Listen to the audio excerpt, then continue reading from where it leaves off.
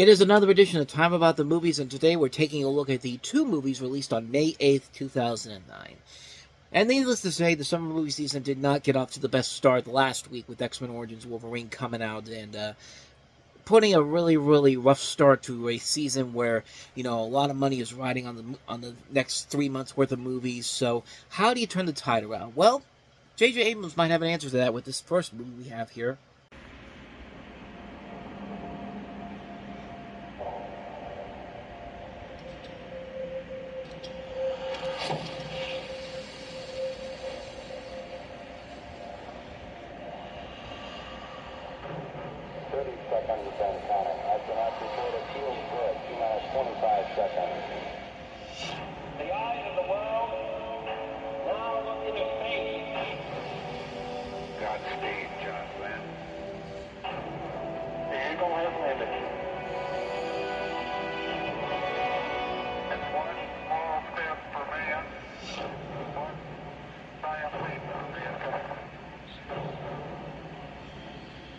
Space, the final frontier.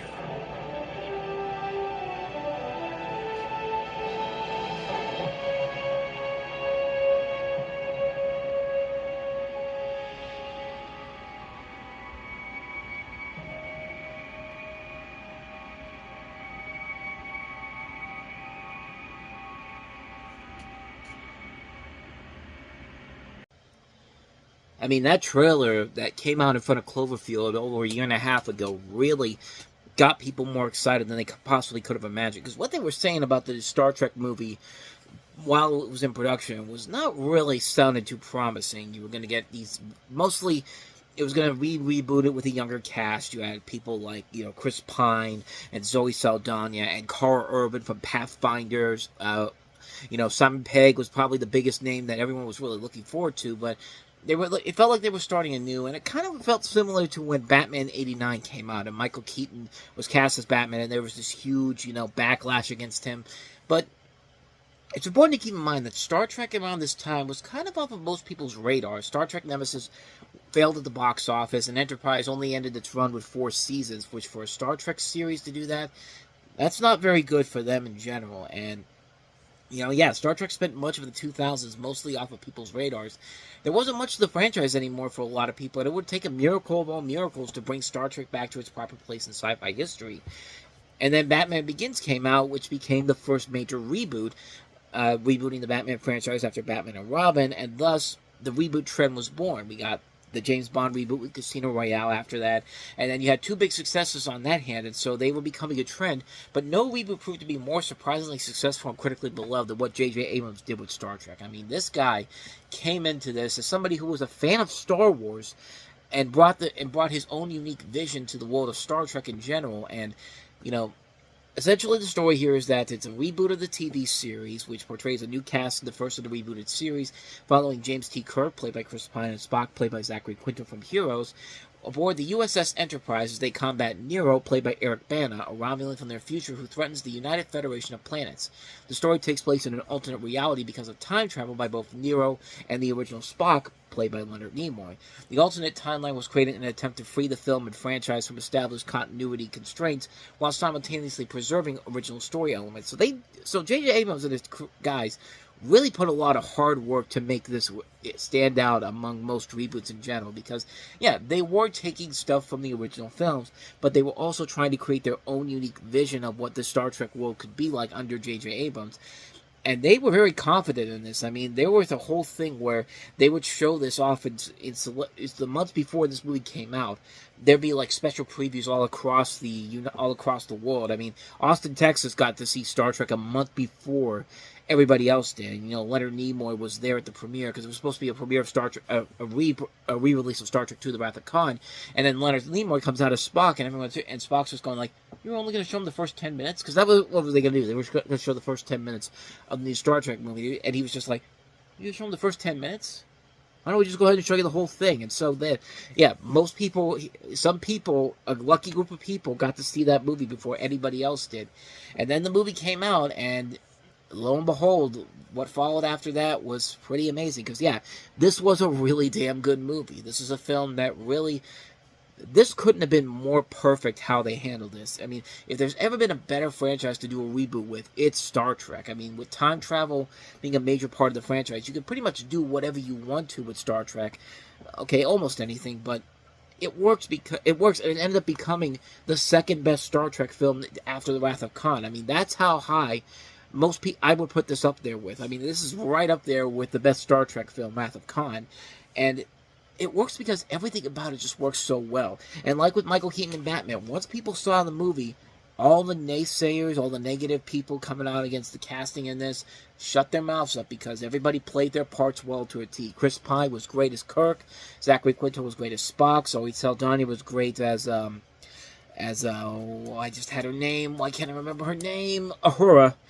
Carl Urban as Bones. That was the one that everyone was really shocked at. Carl Urban made a great Dr. McCoy in this movie. I mean, my God, that was just...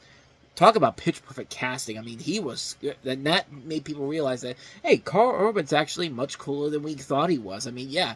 Because, of course, he followed up with Dredd and then The Boys. I mean, this guy... With this movie, this really turned him around and made him more into a bigger name than most people expected him to be, and turned out to be a pretty good actor overall. But then you have people like Simon Pegg, who was great as Scotty. You know, Anton Yelchin playing Chekhov. John Cho as Sulu. You know, everybody played their parts very well. Bruce Greenwood playing Pike. I mean, this is a solid cast overall. And the way they connect this to the original series by having Leonard Nimoy in here, kind of being the voice of reason and telling this young Kirk that, you know, in the future we're going to be friends. And yeah, because in the beginning, Kirk and Spock hate each other, and you know, it's, you know, slowly but surely they start to come together and realize that, you know, they may not get along on so many other things, but they have that connection that is going to help them become much better people than they ended up being the first time they saw each other. And the movie just works. The movie just works on so many levels. It is such an impressive looking film. The visuals are incredible. The music by Michael Giacchino is top notch. I mean, J.J. Abrams did his homework with this movie, and he did not disappoint at all. This is about as good of a reboot as you could possibly imagine, and it was such a great movie. It helped to reignite Star Trek for this new generation. The sequels, unfortunately, didn't quite live up to what this movie was setting up for. Into Darkness, I thought, was not as good, but I thought they turned it around a little bit with Star Trek Beyond at the end, and that's kind of where the series ended up with, only with 3 movies. But hey, we still got a really damn good movie out of this one here. You could tell that J.J. Abrams and his crew put a lot of work into this to make this stand out as something that is their own, but is also pretty much a great love letter to the Star Trek series in general, and it did not disappoint by any means necessary. It's a terrific film, an incredible film. I love the hell out of it. It's one of the best movies that came out that year. Star Trek definitely is something you have to see. Even if you're not a big Star Trek fan, you'll love the hell out of this movie. It's a great film. So, what movie had the nerve and the audacity to go up against Star Trek that weekend? Let's take a look at this weekend's counter-programming, and that is Next Day Air.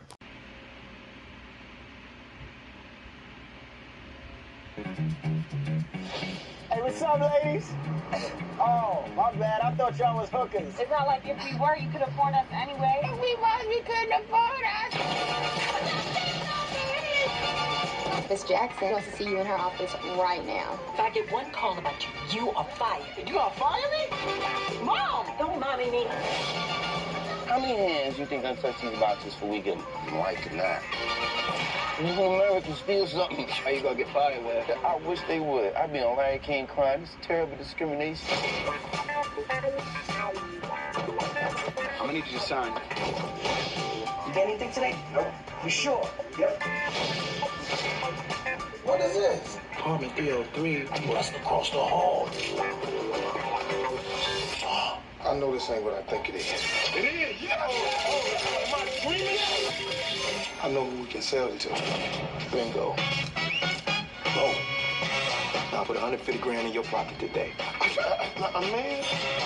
I need to count that money. It's crazy. Hello? You got it, right? What? It ain't come here. The delivery dude, he stole it. We're gonna need more of these. Oh, this ain't gonna work. Ay, Dios mío. Yo, that's him right there. Turn around. All the way. I don't think that's him. It's not me. Turn around. You said all the way. Can I say one thing? What? I I like your outfit. You look very nice. 10 people, My bad. Good thing. Good thing. 24 hours. That's what I'm saying. Only one way to survive. School's up. Recess is over. Think inside the box. Yo, what's up? I dropped the box off here. It's the wrong address. So did you have it? Well, we did have it.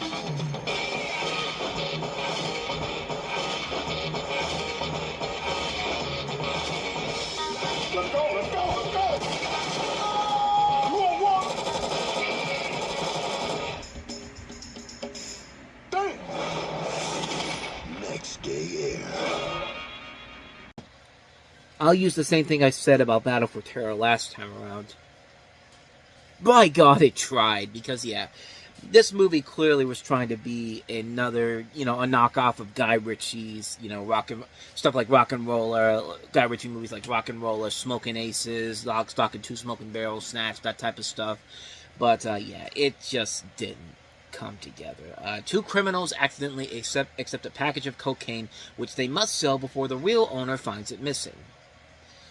And then chaos and hilarity ensues, or at least that's what this movie thinks it's trying to do, and it just doesn't work. I mean, this is another one of those movies where you've got talent there. Donald Faison, Mike Epps, Wood Harris, Amari Hardwick, Mos Def. I mean, the cast is really good in here. The premise could be something good, but not with a script like this. The script overall, it doesn't know if it wants to be that Guy Ritchie knockoff movie or it wants to be a mainstream stoner comedy. I mean, it can't decide between one or the other, and when that happens, most of the time the movie comes out to not be any good whatsoever. And again, it's a shame, because this director, he's a guy who came from music videos. He's a guy that's making his feature directorial debut, and this is the best he could come up with.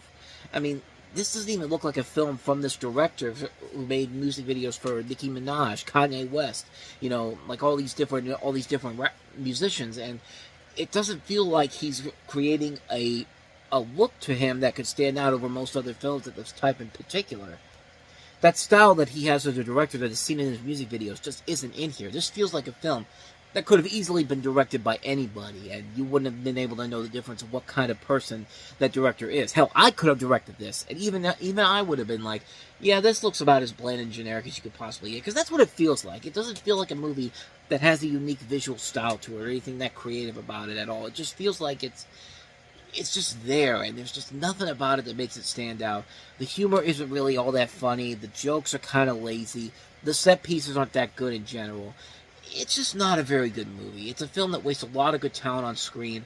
A good director who could have made a really good film career out of it, but the films he chose after this have not been as great either. This is the guy that did the Tupac Shakur biopic, All Eyes on Me, and then he did the SWAT direct-to-video sequel.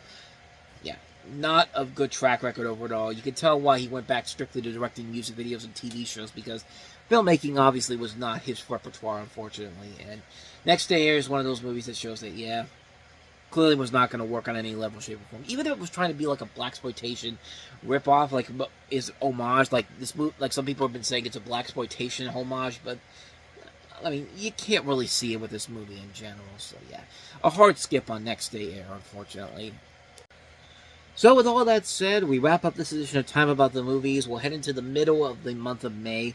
And we're back to the crap once again. We have the sequel that nobody was asking for the sequel to the Da Vinci Code.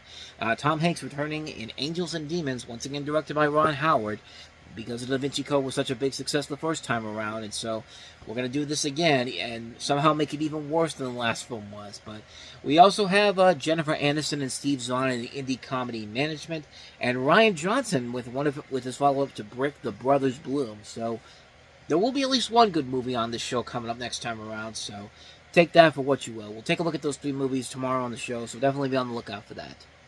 With all that said, though, thank you so much for watching this, and I hope you enjoyed it. If you did, go ahead and hit that playlist on the next page, check out the previous episode, and also don't forget to hit that like button, the subscribe button, the notification button, and the bell.